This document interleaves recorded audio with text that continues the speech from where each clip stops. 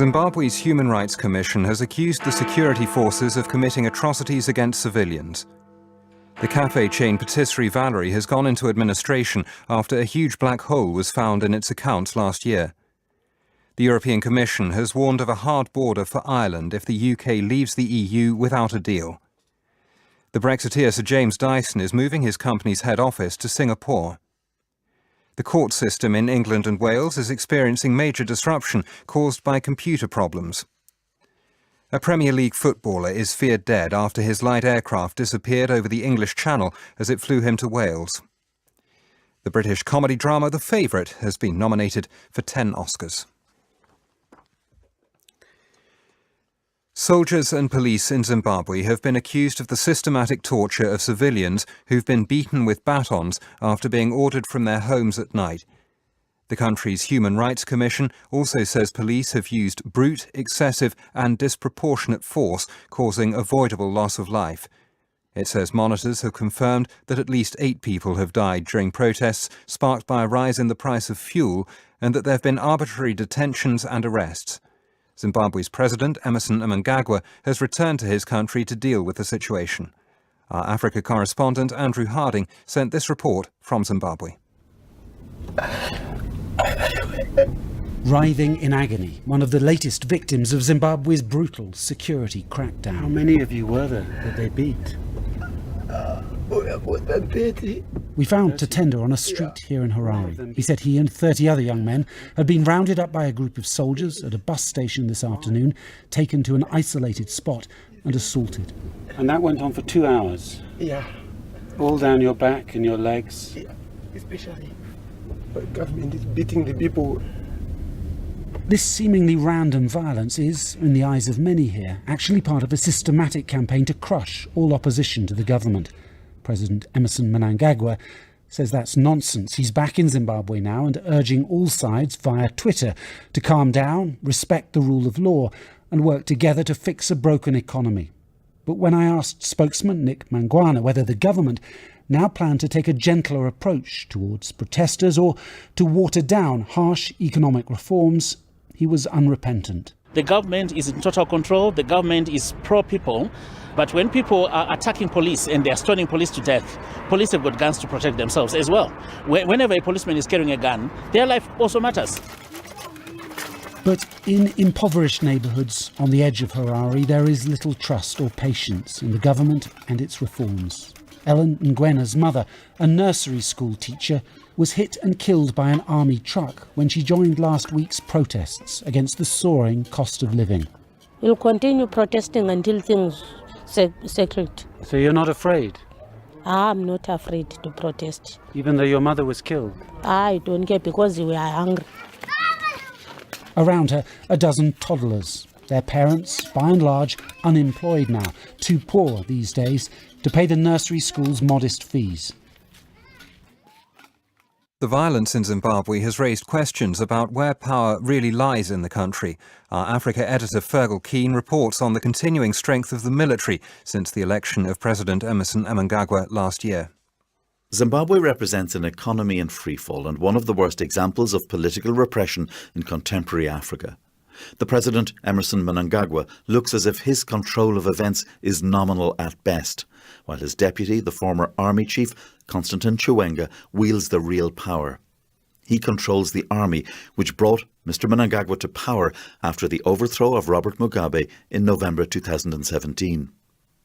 The first post-Mugabe election last July was followed by violence, much of it inflicted by the army, and the realisation that a change of leaders didn't mean a change to the system of patronage, corruption and state violence, which has been the hallmark of ZANU-PF for many years. Mr Mnangagwa was steeped in the repression of the past, but was said to be more pragmatic than General Chiwenga, understanding that if foreign investment was to be attracted after Mugabe, the thuggish and venal politics of old would need to be transformed. The President has called for a national dialogue and spoken of heads rolling if members of the security forces were found to have abused their power. It will take concrete action to make Zimbabweans believe he is sincere. The country is hostage to a ruling elite that is bitterly divided and struggling, to put it mildly, to persuade the international community that the country is, in Mr Mnangagwa's phrase, open for business. The cake shop chain Patisserie Valerie has called in administrators who say they're closing 70 branches immediately. The company has been struggling to survive since massive holes were found in its accounts in October. Now it's announced that talks with its bankers have failed and it can't renew its loans. Our business correspondent Jonty Bloom reports. Patisserie Valerie was for years a single cake shop in central London, but in 2006 it was bought by the serial entrepreneur Luke Johnson and expanded rapidly. It now has more than 206 shops and cafes across the UK, but in October the company's shares were suspended after it discovered huge and potentially fraudulent accounting irregularities. Mr Johnson saved the company from immediate collapse by lending it £10 million, but that's not been enough, and Patisserie Valerie has now appointed KPMG as its administrators. They've announced that they will keep 121 profitable stores open, but 70 will close immediately with a significant number of redundancies. The company's bankers and shareholders are likely to lose most of their money, and more than 3,000 jobs in total are now at risk. Luke Johnson has personally extended a loan to pay January's wage bill.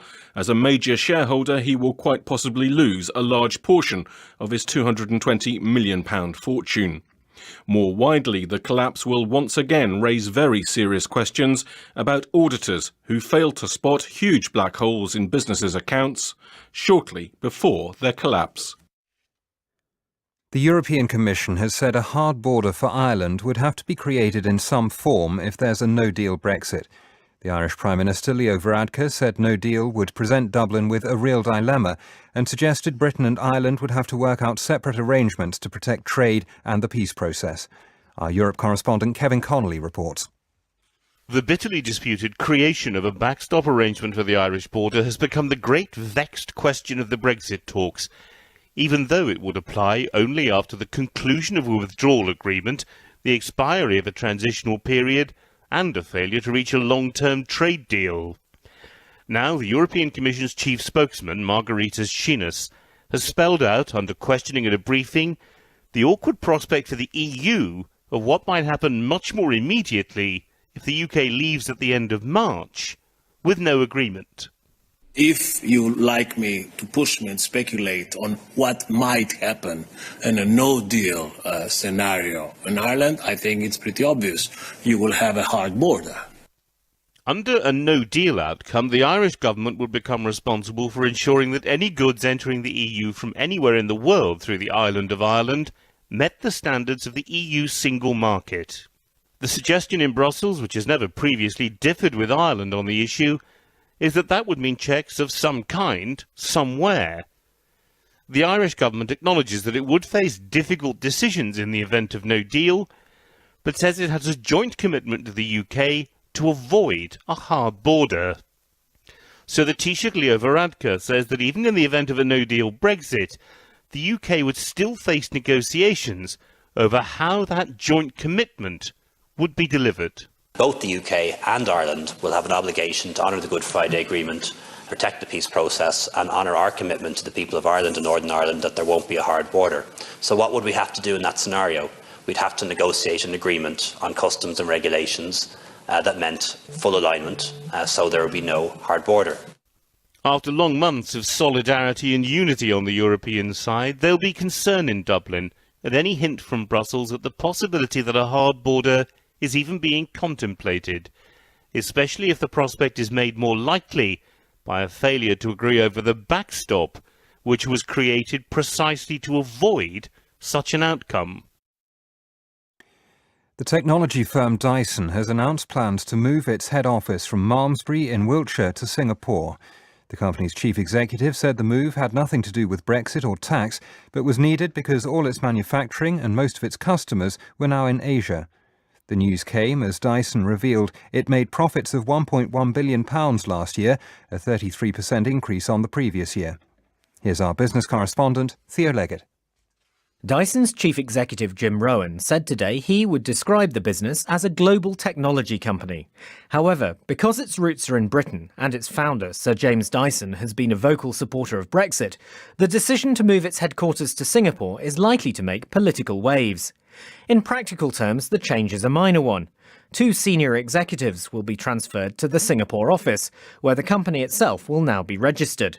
There'll be no impact on its 4,000 workers in Britain, and according to Mr. Rowan, little impact on its tax affairs either. In 2017, it paid £95 million to the Exchequer. It'll continue to invest in its UK research and engineering sites in Malmesbury, London and Bristol, as well as a new centre in Hullavington, where it plans to develop a groundbreaking electric car. But the change is still highly symbolic. Dyson has made it clear its centre of gravity now lies in Asia, where it sees the biggest opportunities for growth. There may be business logic in the move, but as the UK struggles to define a coherent vision for its own future, it's unlikely to be applauded here. The former Chancellor George Osborne has predicted that the UK will still be in the European Union after the 29th of March, the date when Britain is scheduled to leave the bloc. Speaking to the BBC at the World Economic Forum in Davos, Mr Osborne said a no-deal Brexit was still a possibility, a situation he likened to Russian roulette, with a gun being held to the head of the UK economy. But he said he believed a delay to the Brexit process was the most likely option. Our business editor Simon Jack reports. He may no longer be Chancellor, he may be the editor of a daily newspaper, but George Osborne is also an advisor to BlackRock, the world's biggest money manager. In that capacity, what he tells investors at the World Economic Forum in Davos carries some weight. Mr Osborne is telling the global elite that the Brexit clock is likely to be stopped before it runs out. I think at the moment, delay looks the most likely option, because at least that gives some space to explore whether there's an alternative deal on the table. I doubt there is, but it's worth exploring. Or indeed, whether we need to resolve this through a referendum. And that seems to me the looming choice in Britain. Is it no deal Brexit, or at the moment at least, no Brexit? Mr Osborne also commended his successor Philip Hammond for essentially telling businesses that no deal was off the table, while acknowledging that was not what the Prime Minister is saying. Despite these very serious cabinet rifts, he's convinced that while there is still a chance the UK could leave without a deal, the financial markets are right to be betting that Parliament is increasingly likely to find a way to stop Brexit, at least for now. The search has been suspended for the night for a light aircraft which disappeared with 2 people on board, including Cardiff City Football Club's new multi-million-pound signing, Emiliano Sala. The Argentine striker joined the Premier League club for a record fee on Saturday and was due to take part in his first training session there. He was flying to Cardiff from France when the plane lost contact with air traffic controllers near Guernsey last night. Our correspondent John Kay reports from the Cardiff City Stadium. Just 3 days after signing for Cardiff City, Emiliano Sala was due to start at the club today. But instead, his new teammates have been waiting for news. The private Piper Malibu aircraft on which he was being flown to Cardiff from Nantes lost contact off Alderney in the Channel Islands at around 8 o'clock last night. The club's chief executive, Ken Chu, who signed the striker, said it was a worrying time. He was so happy to join Cardiff City. We have a lot of fans and supporters who is very concerned, and we can understand their concern, and we are too. With sea temperatures low and weather conditions poor, tonight a spokesman for the Channel Islands Air Search said the probability of finding anyone alive from the missing aircraft was reducing very rapidly. Captain David Barker is harbour master for the States of Guernsey. We've now searched over 1,000 square miles of sea using assets from the UK and from France alongside our own Channel Islands search assets. Emiliano Sala, who's 28, was the only passenger on board the plane. The pilot has not been named. Guernsey police said tonight that some items had been spotted floating in the sea, but search teams were unable to confirm that they'd come from the missing plane. The rescue operation has now been suspended until sunrise tomorrow. The Criminal Bar Association says chaos is being caused in the court system because of multiple IT failures. It says trials are having to be adjourned because it's not possible to access information held digitally. The Ministry of Justice has apologised for the failures. Our legal correspondent Clive Coleman reports. Yesterday at Birmingham Crown Court, a major centre trying serious crimes, the recording system broke down, meaning that, as a court of record, proceedings had to be abandoned. The system, which lists cases and informs all involved where to go and when, is failing intermittently across England. One barrister described it as being like an air traffic failure, placing lawyers rather than pilots in the wrong place and unable to do their jobs. There have been problems with secure emails by which lawyers, the Crown Prosecution Service, judges, probation and the courts communicate with each other. And lawyers can't access videoed interviews with vulnerable witnesses or vital documents because court networks are down. Kate Becks QC is a criminal barrister. When we look at the faces of jurors in courts and they look at us with dismay when we can't get a simple video to work, when the issues are so important, when people's lives are at stake.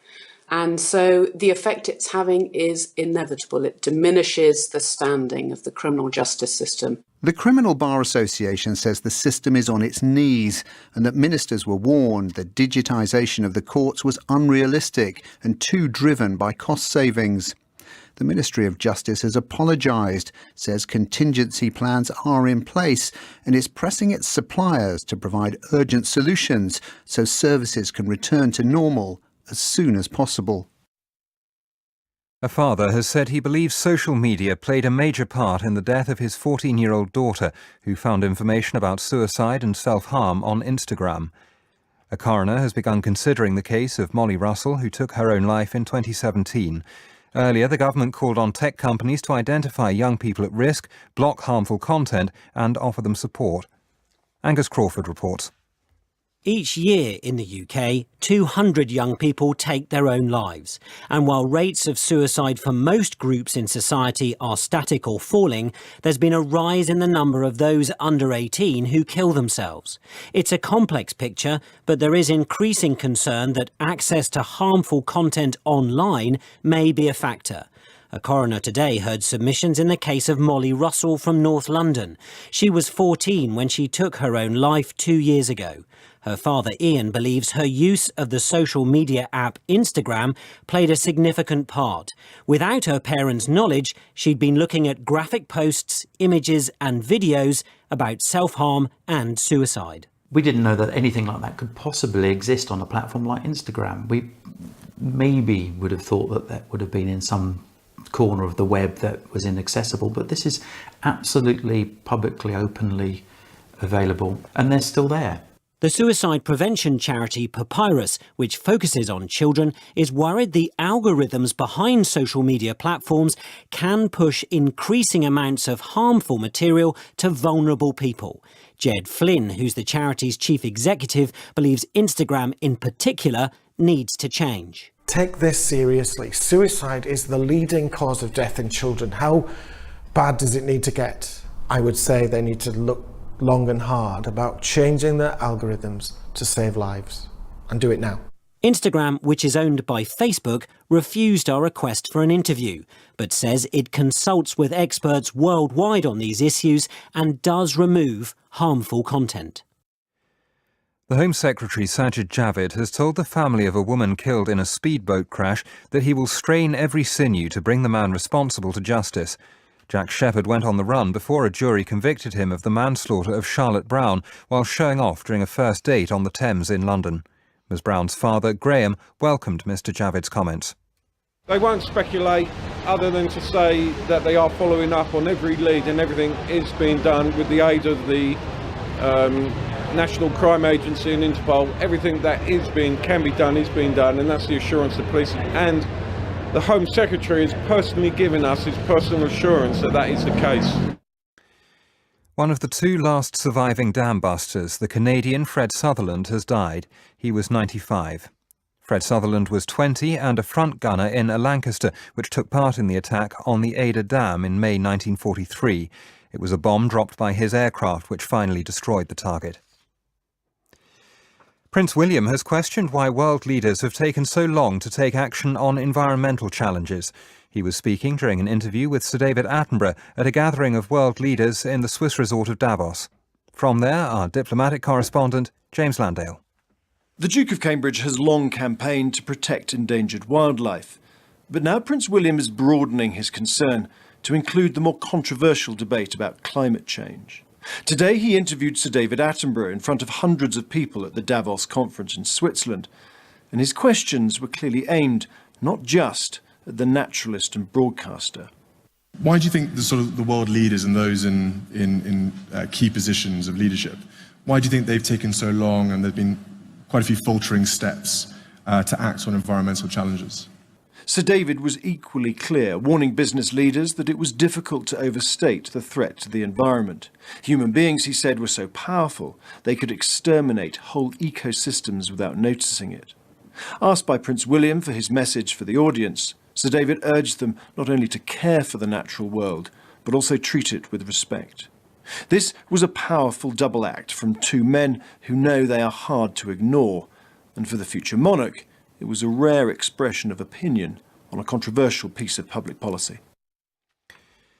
3 men and a teenage boy in New York State have been charged with plotting an attack on a small Muslim community. The suspects, aged between 16 and 20, allegedly planned to use explosives and firearms against Islamburg, which was founded by a Pakistani cleric in the 1980s. From New York, here's Nada Taufik. The 4 suspects are accused of planning the attack against the rural Muslim community of Islamburg in Hancock, New York, for about a month. Investigators searched several locations linked to the plot and uncovered 3 homemade bombs made using cylinders and mason jars wrapped in duct tape and filled with black powder and shrapnel. 23 rifles and shotguns were also found. The bombs have been sent to FBI labs in Quantico to be analyzed. Police made the arrests over the weekend and are still in the middle of their investigation. They say additional people could still be charged. The Council on American Islamic Relations has called on law enforcement authorities to file federal charges in the case. The UK's unemployment rate dropped to 4% in the final quarter of last year, its lowest level since 1975. The Office for National Statistics says wages, excluding bonuses, rose by 3.3% during the same period. However, people are still earning less in real terms than they were before the financial crisis. Our economics correspondent Andy Verity reports.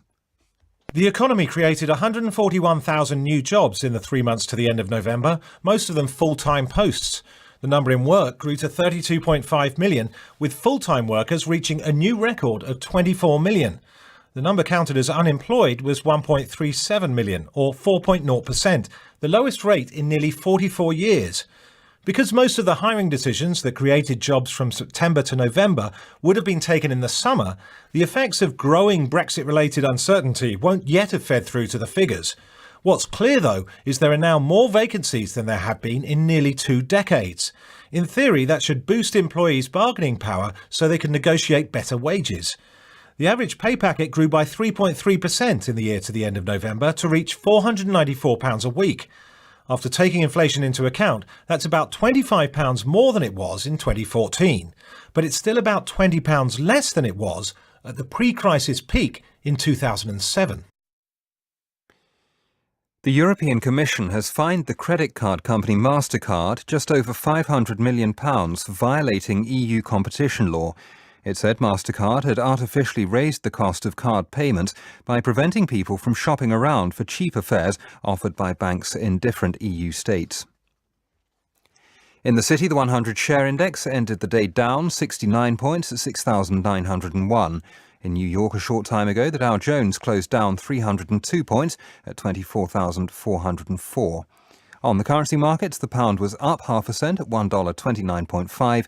Against the euro, the pound was up 0.5% at €1.14, making a euro worth 87.7 pence. 16 celebrities with millions of online followers have agreed to reveal when they're being paid to promote brands or products. The Competition and Markets Authority announced the move after concerns that the public weren't being told the full facts about celebrity endorsements. Here's our media editor, Amol Rajan. For years now, there have been concerns that celebrities could use their influence online in ways that breach rules around consumer protection. Now 16 celebrities have accepted they need to be more transparent. They include the singers Rita Ora and Ellie Goulding and the models Alexa Chung and Rosie Huntington-Whiteley. The impact of so-called influencers has grown exponentially in recent years as fans follow their lifestyles and recommendations on platforms such as Instagram and Twitter. Some reach millions of followers with a click of a button.